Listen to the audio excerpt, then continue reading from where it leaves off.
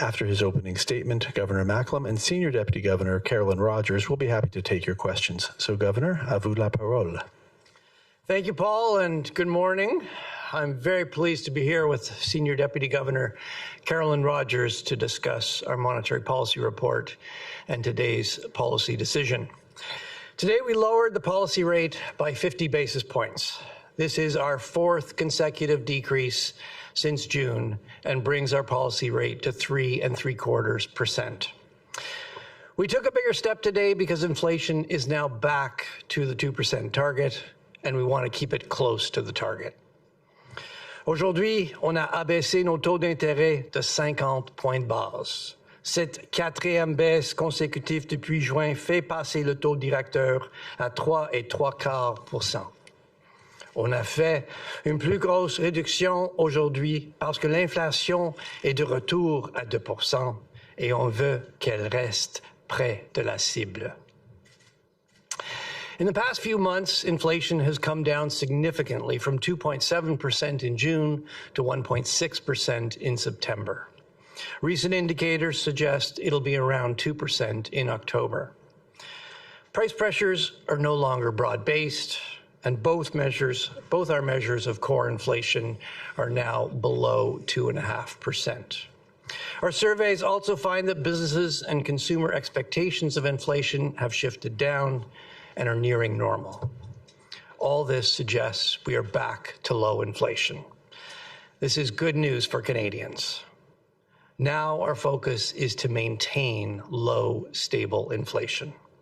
We need to stick the landing. Tout ça indique qu'on est revenu à un climat de basse inflation.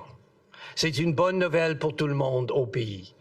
On a réussi à faire baisser l'inflation et maintenant notre objectif est de la stabiliser.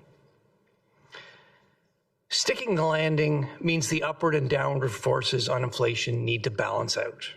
Household spending and business investment have picked up this year but remain soft. This softness has helped take the remaining steam out of inflation. But with inflation back to 2%, we want to see growth strengthen. Today's interest rate decision should contribute to a pickup in demand. The bank forecasts inflation will remain close to the target over the projection horizon. The upward pressure from shelter and other services is expected to gradually diminish. With stronger demand, the downward pressure on inflation is also forecast to dissipate, keeping the upward and downward forces roughly in balance. If the economy evolves broadly in line with this forecast, we anticipate cutting our policy rate further to support demand and keep inflation on target. The timing and pace of further interest rate cuts will depend on incoming information and our assessment of its implications for the inflation outlook. And as we've been doing, we will take our monetary policy decisions one at a time. Si l'économie évolue généralement comme prévu, on s'attend à réduire encore le taux directeur pour soutenir la demande et garder l'inflation à la cible. Le moment et le rythme de toute autre réduction seront guidés par les nouvelles informations qu'on recevra et notre évaluation de leurs implications pour les perspectives d'inflation. Et on va continuer de prendre nos décisions de politique monétaire une à la fois. Let me expand on what we're seeing in the economy and how that played into our deliberations. After stalling in the second half of last year, the economy grew by about 2% in the first half of this year, and we expect growth of about 1.75% in the second half. The economy remains in excess supply, and the labor market is soft. The unemployment rate was 6.5% in September. Job layoffs have remained modest, but business hiring has been weak, which has particularly affected young people and newcomers to Canada.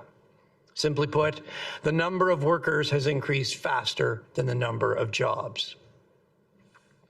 Looking ahead, GDP growth is forecast to gradually strengthen to around 2% in 2025 and 2.25% in 2026, supported by lower interest rates. This forecast largely reflects the net effect of a gradual pickup in consumer spending per person and slower population growth. We also expect growth in residential investment to rise as strong demand for housing lifts sales and spending on renovations. Business investment is expected to strengthen as demand picks up, and exports should remain strong, supported by robust demand in the United States. The decline in inflation in recent months reflects the combined effects of lower global oil prices, slightly lower shelter price inflation in Canada, and lower prices for many consumer goods like cars and clothes. Going forward, we can expect to continue to see some monthly fluctuation in inflation, but overall inflation is expected to remain close to target over the projection horizon, as upward pressure from shelter and other services gradually diminishes and excess supply in the economy is absorbed. There are risks around this inflation outlook. The biggest downside risk to inflation is that it could take longer than anticipated for household spending and business investment to pick up. Our recent surveys suggest businesses expect subdued sales and their hiring and investment plans are modest. On the upside, lower interest rates could fuel a stronger rebound in housing activity, or wage growth could remain elevated relative to productivity. There's also elevated geopolitical uncertainty and risks of new shocks. Overall, we view the risks around our inflation forecast as reasonably balanced. And with inflation back to 2%, we are now equally concerned about inflation coming in higher or lower than expected. The economy functions well when inflation is around 2%. Let me conclude. L'inflation et les taux d'intérêt élevés ont été un lourd fardeau pour les Canadiennes et les Canadiens. Le retour à la cible de l'inflation et la diminution continue des taux d'intérêt devraient permettre aux familles, aux entreprises et aux collectivités de respirer un peu mieux. La Banque s'engage à maintenir la stabilité des prix pour la population canadienne, en garder l'inflation près de la cible de 2%. High inflation and interest rates have been a heavy burden for Canadians. With inflation now back to target and interest rates continuing to come down, families, businesses, and communities should feel some relief. The bank is committed to maintaining price stability for Canadians and keeping inflation close to the 2% target. With that summary, the Senior Deputy Governor and I would be very pleased to take your questions. Thank you, Governor. I'll just quickly go over the ground rules here. I've got reporters here in the room in Ottawa. I've got a couple on the line. I'm going to start here in the room. As usual, we'll ask people to limit yourself to one question so we can get to every media outlet. If I somehow forget to do so, please state your name and affiliation. And for those who are new here, please press the green button in front of you to activate your microphone, and then again to shut it off once you're done asking your question. Okay, we'll start here with questions at the back. I'll go to Pramit Mukherjee from Thomson Reuters, please. Oh, sorry. Thank you, Paul. Good morning, Governor. Wanted to ask you that how fast do you think that the monetary policy, the policy rate should move back to a place where it is no more restrictive? Because clearly a restrictive monetary policy is still taking a toll on the economy.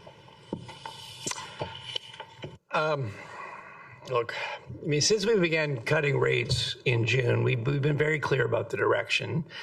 We've also been clear we're going to take our decisions one meeting at a time based on the best available information. So today we decided to cut the policy rate by 50 basis points. So we took a bigger step. And that really reflected the fact that the information we've received in the last 2 months suggested it was appropriate to take a bigger step. So what is that information that we particularly focused on? I mean, first, obviously, inflation. Headline inflation has come down significantly. Yes, part of that is global oil prices. You saw a big decline, particularly in gasoline prices, and that can be volatile. But if you look beyond that, there are some more fundamental factors. Core inflation has continued to gradually ease, largely as we expected. If you look at shelter price inflation, it's still elevated, but it has started to come off, and that has increased our confidence that that will gradually continue to ease. We've still got excess supply in the economy. Labor market's still soft. You are seeing, the excess supply in the economy is putting downward pressure on many goods and services prices. You're seeing that particularly in consumer goods prices, which have been quite soft. And if you look at expected inflation, our own surveys of inflation perceptions, consumer and businesses' expectations of inflation have come down or are now nearing normal. If you look at the economy, it's growing, but the economy continues to be in excess supply. The labor market is soft. Our growth forecast hasn't changed a great deal, but we have revised down near-term growth a little. So you put all that together, to us, that suggested it was appropriate to take a bigger step today. So that's what we did. We've also indicated that if the economy continues to evolve broadly in line with our forecast, we do anticipate further cuts in our policy rate.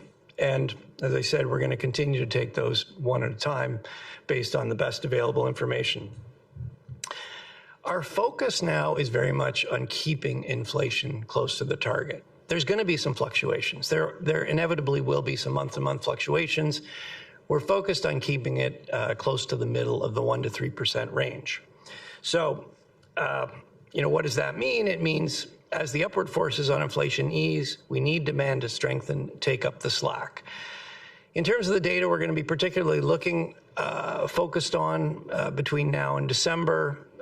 Look, I think it's both inflation and growth. We're going to get the third quarter national accounts. We're going to get a couple of employment reports. We're going to get a CPI release. So we'll be looking at all that data as well as any other information we receive between now and then, and we'll take our decision in December. Okay, thanks. Next, I'll come over here to Mark Rendell from the Globe and Mail, please.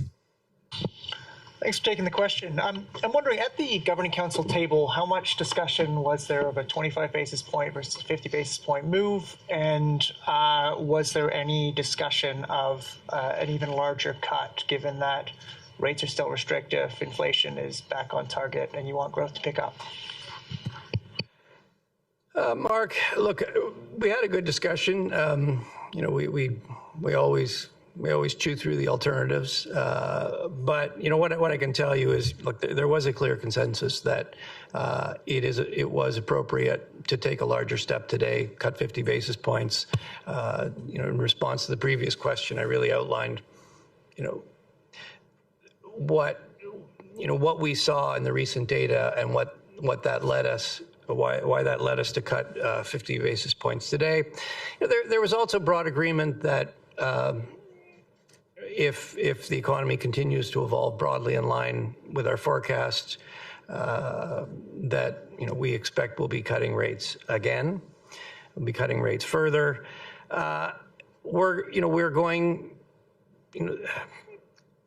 We will continue to watch the data as it comes out relative to our forecast, and we'll take those decisions one at a time. You'll get the summary of deliberations in a couple of weeks, and you'll get a little more color around that. But yeah, I think the bottom line is there was a clear consensus that it was appropriate to do 50 today, and that's what we've done. Okay, next I'm going to come over here to Randy Thantong Knight from Bloomberg, please. Hi. The bank has said that it would keep QT going as long as they're cutting for normalization, but 50 basis point cuts aren't really typical of normalization. Does this acceleration in the pace of rate cuts suggest that you will bring forward the timing for when you will end QT? You want to say that? Yeah, I think, Randy, our position on QT really hasn't changed. We've always said it'll operate in the background and it'll support our rate cuts. I actually think the way to interpret the decision we made today is about normalization. I think the way the governor just characterized our discussion was really a build of confidence in the direction that both the economy and inflation's moving. Back when we started cutting in June, we talked a lot about push-pull forces, and I think the council was worried that those forces pushing inflation up would would win out. They would be stronger than the ones pulling them down. We've had the benefit of time and more data and more discussion. And I think, the cut that we made today really reflects that increasing confidence that we're heading in the right direction. So, and QT is also heading in the right direction. We don't plan any immediate changes to it. Okay, let's go to Greg Quinn from Market News, please. Good morning. I'm already seeing some economists interpreting the jump to 50 from the 3 moves of 25 as a sign that the real concern is undershooting of the inflation target. Can you tell me what's wrong with that kind of interpretation of what you're doing today? Well, Greg, as I indicated, for a number of reasons, we thought it was appropriate to take a bigger step today. That's what we've done. We've continued to indicate we expect there will be further cuts in our policy rate if things evolve broadly as we've expected. In terms of the decisions we've taken recently and where we're headed. I mean, we started cutting our policy rate in June. We've cut it at successive meetings. We've had 4 cuts, taken the policy rate from 5 down to 3 3/4. As I've indicated, we expect that if things evolve as we're forecasting, there are more cuts to come. If you look at our forecast, it has inflation staying close to the middle of the 1% to 3% range. As I indicated, yes, there are going to be some monthly fluctuations. We're not literally going to hit 2% every month, but our own forecast has it staying close to the middle of the range. And at the same time, with lower inflation, with lower interest rates, the stage is set for growth to pick up. Our forecast has growth picking up gradually, 2.1% next year, 2.3% in 2026. So, it's a pretty good looking story. Lower inflation, lower interest rates, a pickup in growth. There are some risks around that outlook, and we certainly highlight those. I think that the biggest downside risk we see is that it could take longer than we think for lower interest rates to pass through to stronger household spending. On the upside, though, we know housing is very interest sensitive. As we lower rates, we've got a pickup in housing in our forecast. That could happen faster, could be bigger than we are expecting. We've also got wage growth, which is still elevated relative to productivity. We think that will gradually come down, but if wage growth stays up relative to productivity or productivity doesn't pick up, there could be more cost pressures in the economy. Look, we think the risks around our outlook are reasonably balanced, but we're going to be watching those risks closely, and we'll be seeing how things develop, and if things break one way or the other, I expect that'll feed into our decisions.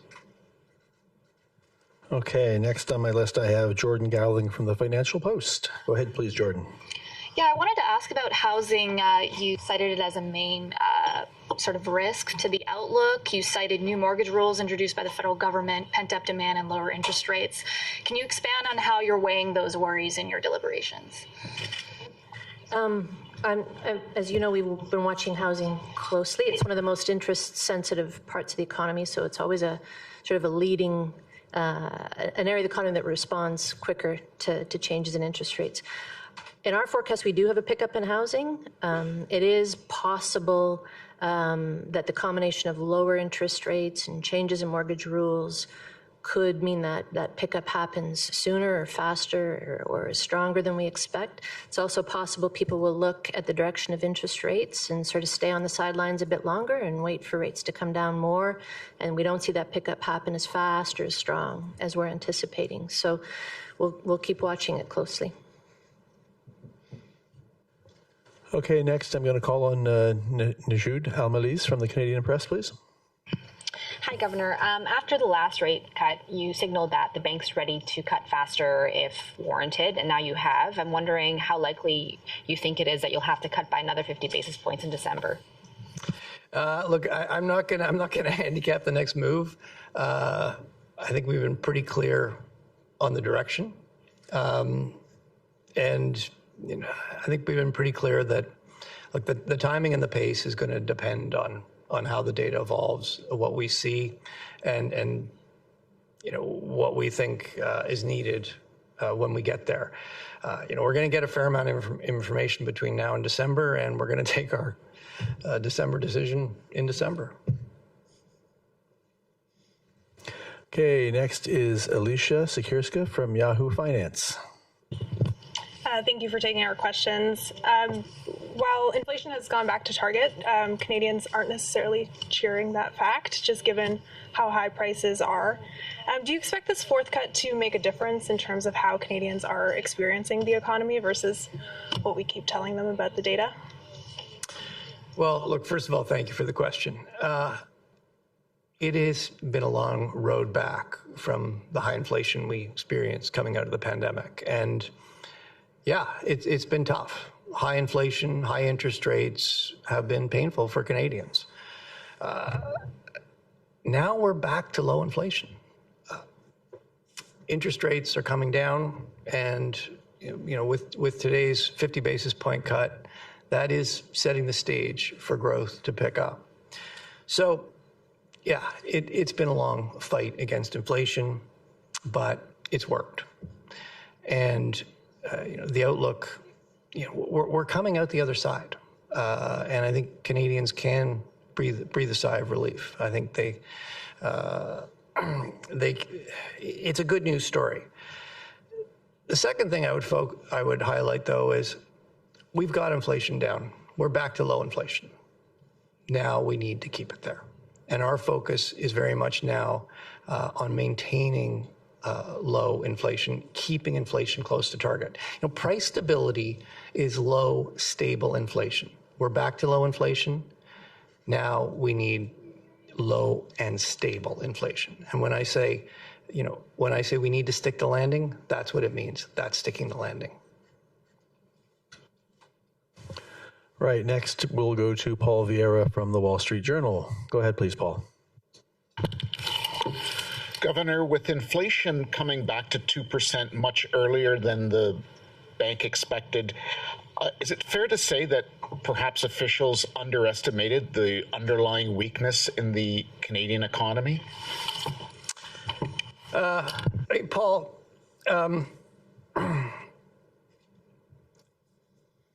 inflation has come down a little faster than we expected. But, if you look at our forecasts over, really the last year, things have evolved broadly in line with what we expected. We are pleased to see that inflation has come back a little quicker. Reflecting that, we've taken a 50 basis point cut today. That should help bring demand and supply back into balance in the economy. But if you look over the last year, really, the main message is it hasn't been easy. Higher interest rates have been tough on Canadians, but monetary policy has worked, and it's worked largely as we've expected. And since June, we've been cutting our policy rate. We're coming out the other side, and as I said, our focus really very much now is on sticking the landing, keeping inflation where it is. Right, we'll now go to Kevin Carmichael from The Logic, please. Good morning. You're sticking with another, sort of the meeting-to-meeting cadence. I wondered if you could discuss about why it's so difficult for not only the Bank of Canada, but central banks generally to lay out a clearer trajectory for rates over the next couple of years, and discuss the extent to which that might be weighing on investment decisions going forward, given the lack of clarity around monetary policy. Well, Kevin, we actually have been very clear about the direction of policy rate. Since June, since we cut in June, we've been indicating that if things continue to evolve broadly in line with our forecasts, we anticipate cutting our policy rate further, and that's what we've been doing. So I do think we've been clear about the direction. When it gets down to exactly what you're going to do at each meeting, is it 50, is it 25? That is something that is going to depend on how the data evolves. And why is it difficult? Well, it's difficult because we don't know the future. If we knew the future, it would be easier. But of course, none of us do. We're discovering how the economy is evolving, like everybody else. And based on the best available information we have at the time, we'll take our decisions. But we have really been very clear about the direction, and I think we're being very transparent about the fact that, we're going to take each decision at the time based on the best available information. By putting out our forecast, it does allow market participants, Canadians, to assess, are things coming out in line with what we thought? Are they coming in below? Are they coming out stronger? And you can see that it will, as that happens, you can see the probabilities in the market as to what we will do start to shift. And I think that is part of the value of putting out our forecast. It tells people what we think, and they can evaluate the data just as we do relative to that forecast. Okay, our final question here in Ottawa is going to be from Mike Lecouture of CTV, please. I just wanted to pick up on what one of my colleagues is mentioning and how you had said Canadians can breathe a sigh of relief, but a lot of Canadians don't feel that, even though the numbers are bearing it out, that we are doing better. Canadians aren't feeling that. How do you bridge that gap? We're very aware of that. We certainly survey Canadians' plans, spending plans, expectations regularly. And yes, you can see it in our own consumer survey. There is a lot of hesitancy. I think the message today is that with inflation down,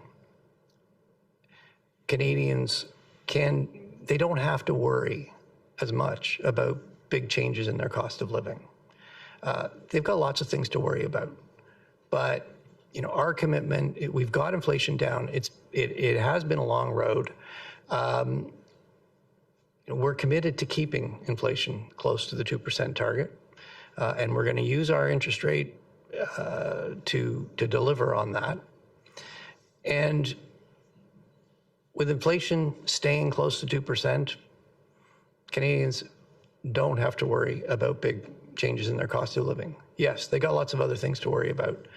This is one less thing to worry about. I think maybe I'll add to what the governor just said. I mean, I think one of the things that Canadians are feeling is that prices have increased. There's been a level shift up. So inflation is a measure of how fast prices are increasing.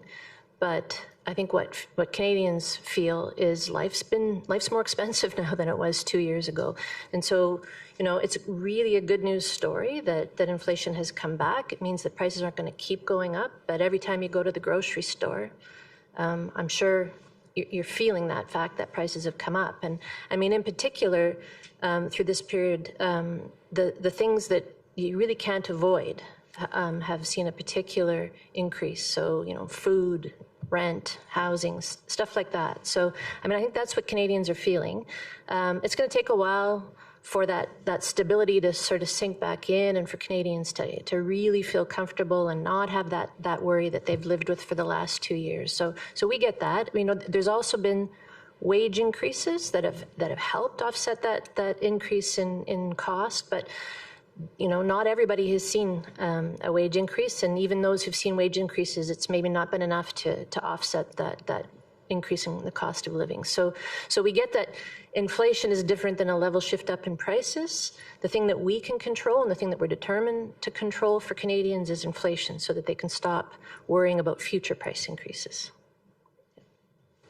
Okay, we're going to go to the phones now. I've got 3 folks on the line. I'll just remind you to come off mute only to ask your question, and then go back on mute as soon as you finish so everybody can hear the response. And first we'll go to Max Sato from Mace News, please. Thank you, Paul. Governor, how do you evaluate the current inflation climate compared to recent years when inflation was rather under control. For example, February 2021, I think the current 1.6 was the lowest since then, which was 1.1. And also going back to maybe March 2020, was down to 0.9 from 2.2.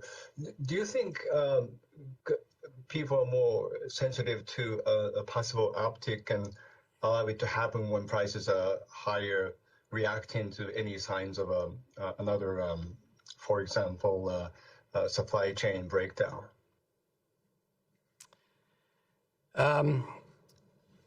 Well,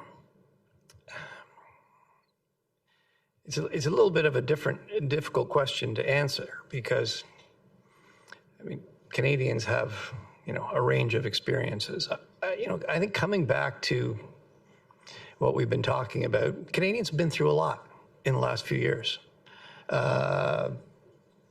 Pandemic, high inflation, high interest rates. Okay, pandemic's long gone. It did have a long, it has cast a long shadow. We are coming out of that. Inflation's back down.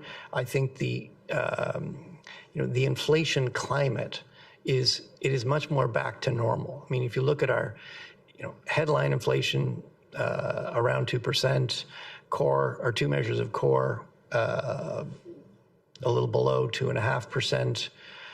If you look at the distribution of price changes, it's much more normal than it was. That doesn't mean everything is normal. There's still some fallout, and I think having come through this period of high inflation, yes, I mean that has impacted Canadians. Canadians are still living with the higher prices at the grocery store, in particular. They're living with higher rents, but with inflation now low, and with our commitment to keep it low, we're getting back to a much more normal situation. And yeah, I think that is going to be some relief for Canadians. It's going to take some time. As I said, price stability is low, stable inflation. We've got back to low. Now we need to deliver on stable. Okay, now we'll go to Rob McClister from Mortgage Logic News. Go ahead, please, Rob. Good morning.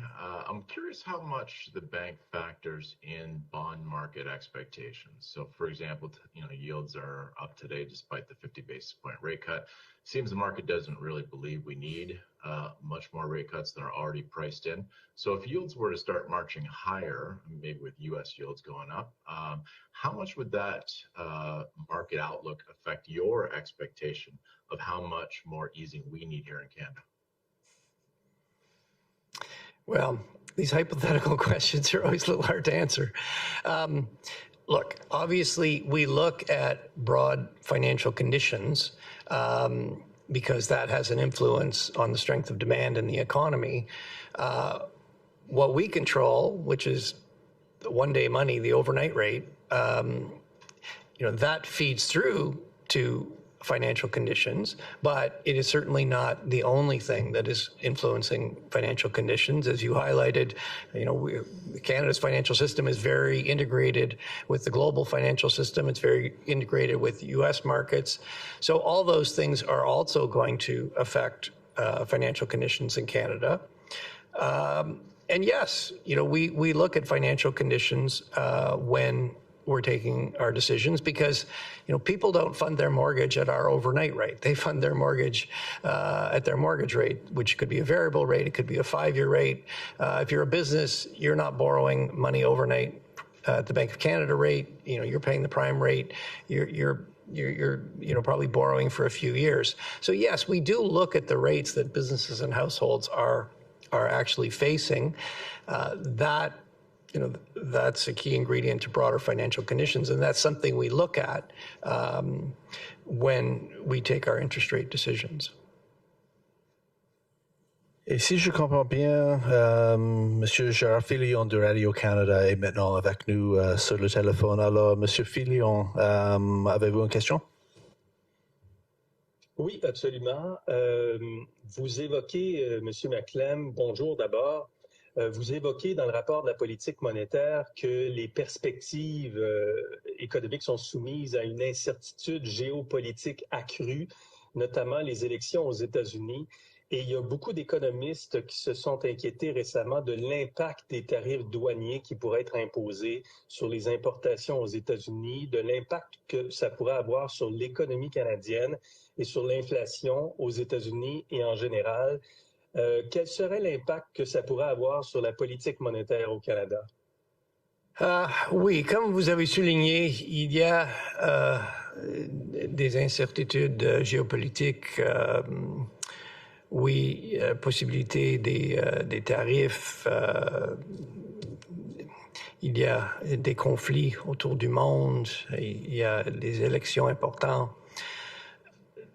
Donc, oui, ça crée des risques à deux côtés. Si ces risques matérialisent, s'il y a des changements de politique, on va les pris en compte, on va réviser nos prévisions et ça peut influencer nos décisions. À ce point-ci, j'ai pas d'analyse de différentes politiques. Les politiques ne sont pas déterminées, ils ne sont pas annoncés, mais oui, si les politiques changent, on va regarder les implications pour le Canada.